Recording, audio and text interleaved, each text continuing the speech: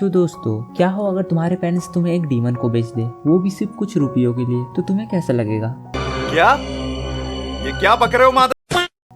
Joke सपाट। दरअसल ऐसा ही कुछ सीन है इस एनिमे का। इस स्टोरी के मेन कैरेक्टर का नाम होता है इरुमा, जो कि सिर्फ 14 साल का है और ये हमेशा अपनी लाइफ में हार्डशिप से गुजरा है। इसकी लाइफ में बहुत सारी मुश्किलें भी है। इसे 14 साल की उम्र से ही काम करके अपनी रोजी रोटी कमानी पड़ती है। क्यों? क्योंकि इसके जो पेरेंट्स है वो काम करना नहीं चाहते हैं। ऐसे ही एक दिन इरुमा शिप में काम कर रहा होता है, लेकिन तभी उसे शिप से टेलीपोर्ट कर दिया जाता है। वो देखता है कि उसके सामने एक डीमन है जो उसे लेके जा रहा है कहीं पे। वो डीमन कहता है कि तुम्हारे पेरेंट्स ने मुझे तुम्हें बेच दिया है और अब तुम मेरे साथ चलोगे डीमन वर्ल्ड में। डीमन वर्ल्ड में ले जाने के बाद ये डीमन कहता है कि मुझे तुम्हारा ग्रैंडपा बनना है, तो तुम प्लीज मेरे ग्रैंडसन बन जाओ। तो इरुमा जो है वो बड़ा सॉफ्ट दिल का लड़का होता है, वो किसी को भी ना नहीं कह पाता, तो वो कॉन्ट्रैक्ट साइन कर देता है और उसका पोता बन जाता है। फिर ये डीमन कहता है कि तो अभी तुम्हें कल से स्कूल जाना है। तो वो फटाक से इरुमा के सारे कपड़े चेंज कर देता है और उसके लिए एक रूम भी बना देता है और कहता है कि तुम यहाँ बिल्कुल सेफ रहोगे जब तक इन डीमंस को पता नहीं चल जाता कि तुम एक इंसान हो। अगर उन्हें पता चल गया कि तुम एक इंसान हो तो वो तुम्हें कच्चा खा जाएंगे। फिर इरुमा रात में सोने जाता है और कहता है कि ये शायद एक बुरा सपना है, और ऐसा बोल के वो सो जाता है। फिर वो जब अगले दिन उठता है तो देखता है कि तो ये कोई बुरा सपना नहीं है और ये एक सच्चाई है। उसके बाद इरुमा स्कूल जाने के लिए रेडी होता है। फिर वो जाता है उसके स्कूल में जिसका नाम होता है बाबेरुस द डीमन स्कूल, और वो देखता है कि यहाँ पे जितने भी बच्चे हैं उनके पास पंख है और वो सब उड़ के स्कूल जा रहे हैं। और फिर वो स्कूल के एंट्रेंस सेरेमनी में बैठा होता है और उसके आसपास सब खतरनाक डीमंस बैठे होते हैं जो आपस में बात कर रहे होते हैं कि हमें किसी लजीज चीज की खुशबू आ रही है। ये सुनकर इरुमा एकदम से डर जाता है। इरुमा कोशिश करता है कि वो लोगों में घुल मिल जाए और वो कभी भी किसी के सामने ना आए, लेकिन उसकी ये सोच ही रह जाती है, क्योंकि उसे मालूम पड़ता है कि उसके जो स्कूल के प्रिंसिपल है वो और कोई नहीं बल्कि उसके दादाजी ही है। और उसके दादाजी स्टेज में आके कहते हैं कि ये है मेरा पोता इरुमा, मैं तुम सबको इसकी एक फोटो दे देता हूँ। फिर स्कूल की सेरेमनी में एक प्रथा होती है कि उस स्कूल का टॉप स्टूडेंट स्टेज में आके स्पीच देगा, जो कि होता है एस्मोडियस। पर एंड मोमेंट में उन लोगों की स्क्रिप्ट चेंज कर दी जाती है और कहते हैं कि इरुमा स्पीच देगा। तो इरुमा स्पीच देने जाता है पर उसे कुछ सोचता ही नहीं है कि क्या देना है। तो उसके सामने एक चिट्ठी होती है जो कि उसकी दादाजी ने लिखी थी। उसमें एक स्पेल लिखा होता है, तो वो स्पेल पढ़ने लगता है और वो स्पेल पढ़ने के बाद सब लोग हैरान हो जाते हैं और सब लोग ये कहते हैं कि तुमने एक फॉरबिडन स्पेल पढ़ा है जिसे पढ़ना बिल्कुल भी अलाउड नहीं है स्कूल में। अगर ये स्पेल काम करेगा तो तुम पूरे दिन के लिए कहीं भी गिरोगे नहीं। और फिर इसके बाद एस्मोडियस इरुमा को चैलेंज कर देता है और कहता है कि तुम्हारी वजह से मेरा स्पॉटलाइट चला गया। स्पीच देने का काम मेरा था लेकिन तुमने मेरा स्पॉटलाइट छीन लिया और अब तुम्हें लड़ना होगा मुझसे। तो एस्मोडियस जो है वो बहुत सारे फायरबॉल इरुमा की तरफ फेंकता है पर इरुमा सबको डॉच कर लेता है। तो यहाँ पे हमें ये मालूम पड़ता है कि इरुमा इन सबको इस वजह से डॉच कर पाता है क्योंकि बचपन से ही उसके पेरेंट्स ने उसे छोड़ दिया होता है। वो लोग बिल्कुल भी इरुमा का ध्यान नहीं रखते थे, वो लोग अपना सारा काम इरुमा से ही करवाते थे। उस वजह से इरुमा का जो डॉजिंग स्किल है वो बिल्कुल परफेक्ट होता है और एस्मोडियस लगातार 20 मिनट तक इरुमा के ऊपर हमला करते रहता है। फिर वो गुस्से में आके कहता है कि तुम तो मेरे सारे अटैक्स को डॉच कर रहे हो। तो वो अपनी फायर शॉट चार्ज करता है इरुमा की तरफ, लेकिन तभी इरुमा उसे पकड़ के एक धोबी पछाड़ दे देता है। वो भी गलती से दे देता है। असल में इरुमा का पैर यहाँ पे स्लिप होता है, लेकिन उसने वो स्पेल पढ़ा होता है जिसकी वजह से वो पूरे दिन गिर नहीं सकता। उसके बाद एस्मोडियस कहता है यहाँ की प्रथा है, अगर कोई डीमन दूसरे डीमन से हार जाता है तो उसे उसका गुलाम बन के रहना पड़ता है। तो इरुमा आज से मैं तुम्हारा गुलाम हूँ। फिर अगले दिन प्रॉपर स्कूल का पहला दिन होता है इरुमा का। तो जैसे ही इरुमा स्कूल पहुंचता है वो देखता है कि एस्मोडियस पिछले 6 घंटे से उसका इंतजार कर रहा है। फिर एस्मोडियस इरुमा को समझाता है कि आज के दिन उनका फैमिलियर समनिंग रिचुअल होने वाला है जिसमें वो लोग खुद का फैमिलियर समन करेंगे। अब फैमिलियर क्या होता है वो मैं तुम्हें समझा देता हूँ। वो कोई भी मॉन्स्टर या ड्रैगन टाइप का मिथिकल बीस्ट होने वाला है जो अपने मास्टर की हर बात मानेगा, जैसे कि पोकेमॉन। और एस्मोडियस कहता है तुम्हारी फैमिलियर समनिंग के ऊपर तुम्हारी रैंक डिसाइड होगी और इस दुनिया में आगे बढ़ने के लिए और एक बेटर डीमन बनने के लिए तुम्हें रैंक अप करना पड़ेगा। फिर उनका समनिंग रिचुअल शुरू होता है। तब कालेगू टीचर वहाँ पे आके कहता है कि तुम्हें इस समनिंग सील को यूज करना होगा जो कि मेरे ब्रांड से बना है, ताकि मुझे मालूम पड़े कि तुम लोग सही से समन कर रहे हो कि नहीं। तो हर बच्चा धीरे धीरे एक एक फैमिलियर समन करने लगता है। एस्मोडियस समन करता है एक गॉर्गन स्नेक को जो कि एक हाई लेवल का समन माना जाता है, जिसे देख के कालेगू उससे बहुत इंप्रेस होता है। उसके बाद आती है इरुमा की बारी। अब समन करने का काम है डीमंस का। एक डीमन एक ही फैमिलियर को समन कर सकता है, ये तो नॉर्मल सी बात है, लेकिन जब एक इंसान समन करने जाता है तो क्या होता है। इरुमा जैसे ही उस समनिंग सील को यूज करता है कि तभी उसके पास कोई फैमिलियर समन नहीं होता है बल्कि कालेगू टीचर खुद समन हो जाते हैं, क्योंकि इरुमा ने कालेगू टीचर के दिए हुए ब्रांड के सील को यूज किया था। इस वजह से कालेगू अब इरुमा का एक फैमिलियर बन चुका चुका है। फिर इन सब के बाद इरुमा और कालेगु दोनों ही प्रिंसिपल के पास जाते हैं और उनसे कहते हैं कि प्लीज इस समनिंग रिचुअल को कैंसिल कर दीजिए। तो प्रिंसिपल कहते हैं कि ये नहीं हो सकता, कम से कम 1 साल तक तो नहीं हो सकता, और अगर फैमिलियर ने अपने मालिक पे हमला करने की कोशिश की या फिर उसकी बात नहीं मानी तो फैमिलियर के ऊपर खुद ही पनिशमेंट चढ़ जाती है, और तो और अगर तुमने इस रिचुअल को जानबूझ के तोड़ने की कोशिश की तो तुम दोनों ही मर जाओगे। और फिर ये बात भी स्कूल के न्यूज़पेपर में पब्लिक हो जाती है कि इरुमा ने कालेगु सेंसे को एज ए फैमिलियर समन किया है। इससे पहले स्कूल के पहले ही दिन में इरुमा ने एस्मोडियस को जर्मन सुप्लेक्स दिया था और वो भी छप जाता है। फिर इसके बाद इरुमा मिलता है एक ग्रीन बाल वाली लड़की से जिसका नाम होता है क्लारा। फिर क्लारा इरुमा से बात करती है और अपना इंट्रोडक्शन देती है। फिर तभी वहाँ पे एक टीचर आते हैं और इरुमा, क्लारा और एस्मोडियस इन तीनों को रस्सी से बांध के बाहर फेंक देते हैं। फिर क्लारा इरुमा को बोलती है कि प्लीज मेरे साथ खेलो, और प्लीज सुनने के बाद इरुमा का दिल पिघल जाता है और वो क्लारा के साथ खेलने लगता है। यहाँ तक कि एस्मोडियस को भी खेलना पड़ता है क्लारा के साथ। तभी वहाँ पे 3 सीनियर लोग आते हैं और क्लारा से कहते हैं हम सबको बहुत प्यास लगी है तो हमें कुछ पीने के लिए दो। तो क्लारा अपनी जेब में हाथ मारती है और तभी उसकी जेब से बहुत सारी खाने की चीजें निकलने लगती है और वो उन तीनों को दे देती है और वो तीनों के तीनों वो सब लेके निकल लेते हैं। थोड़ी देर के बाद वो लोग फिर से वापस आते हैं और खाने की चीजें लेके जाते हैं। फिर इरुमा क्लारा से पूछता है कि तुम ये सब क्या कर रही हो। फिर क्लारा कहती है कि ये मेरी फैमिली का पावर है, ये जो मेरे जेब है मैं उनसे कुछ भी निकाल सकती हूँ, और जब भी मैं इन सबको अपनी चीजें देती हूँ तो ये लोग कभी कभार मेरे साथ खेलते हैं। बाद में क्लारा इरुमा को भी चीजें देने लगती है ताकि इरुमा भी उसके साथ खेले, लेकिन इरुमा कहता है कि नहीं मुझे ये सब नहीं चाहिए। तो क्लारा रोने लगती है, उसे लगता है कि इरुमा उसके साथ नहीं खेलना चाहता, लेकिन तभी इरुमा कहता है कि मैं तुम्हारे इन सब चीजों के बगैर भी तुम्हारे साथ खेलूंगा, और ये सुन के क्लारा का दिल पिघल जाता है। उसके बाद वो तीनों वापस से आते हैं क्लारा के पास और कहते हैं क्लारा हमें फिर से भूख लगी है, क्या तुम हमें खाने के लिए कुछ दे सकती हो। तो क्लारा गुस्से में पूरे के पूरे वेंडिंग मशीन को उसके मुंह पे दे मारती है और कहती है इसमें पैसा डाल और तुझे जो चाहिए वो ले ले। उसके बाद अगले ही दिन इरुमा के दादाजी उससे कहते हैं कि तुमने तो यहाँ अपने नए दोस्त भी बना लिए हैं। फिर इरुमा कहता है कि